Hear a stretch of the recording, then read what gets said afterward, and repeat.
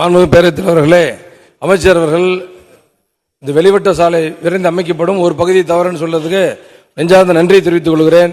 அதே மாதிரி நம்ம கேஆர் தோப்பிலிருந்து முத்துராயக்கம்பட்டி வரையிலும், அழகு சமுத்திரத்திலிருந்து முத்துராயக்கம்பட்டி வரையிலும் சாலை ரொம்ப குறுகலாக இருக்கிறது. அதே மாதிரி பெங்களூர் பைபாஸ் ரோடு, அரசு பொறியியல் கல்லூரி அங்கிருந்து முத்துராயக்கம்பட்டி பச்சாய்கோல் வரைக்கும் ரொம்ப முக்கியமான இந்த 3 சாலைகளையும் விரிவாக்கம் செய்ய வேண்டும். அதே மாதிரி சேலம் முக்கியமான பகுதி பள்ளப்பட்டி சூரமங்கலம் சாலையில் வரலட்சுமி திருமண மண்டபத்துக்கு பக்கத்தில் குழாய் பாலம் இருக்கிறது.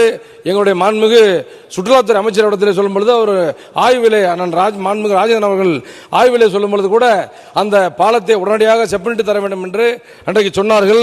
அந்த குழாய் பாலத்தை மாற்றி பெட்டி பாலமாக மாற்றி தர வேண்டும். அதே மாதிரி மாண்புமிகு அமைச்சர் அவர்களிடத்தில் 2 ரவுண்டானா கேட்டேன். நம்ம புது ரோட்டிலையும் சேலம் பால்பனைக்கு பக்கத்திலையும் புது ரோட்டில் ரவுண்டானா 5.5 கோடியிலே அமைத்து மிகச் சிறப்பாக வேலை செய்து கொண்டிருக்கிறீர்கள். அதே மாதிரி பால் பண்ணையிலையும் 1.25 கோடியிலே ஒரு ரவுண்டான அமைத்து கொடுத்திருக்கிறீர்கள். அதற்காக மாண்புமிகு அமைச்சர் அவர்களுக்கு நெஞ்சார்ந்த நன்றியை சொல்லி, அதுக்கு பக்கத்தில் எஸ்கொல்லப்பட்டின்னு ஒரு ஊர், அங்கேயும் ஒரு ரவுண்டானா வேணும். அந்த ரவுண்டானாவை அமைச்சர் அவர்கள் செய்து கொடுப்பாரா என்று கேட்டு, சேலம் 5 ரோடில் இருந்து 3 ரோடு வரைக்கும் மழைநீர் வடிகால் பயங்கரமா மிக முக்கியமான இடம், மழைநீர் வடிகாலை அமைத்து தர வேண்டும் என்று மாண்புமிகு அமைச்சர்களிடத்திலே தாங்கள் வாயிலாக கேட்டு அமர்கிறேன். மாண்புமிகு அமைச்சர்.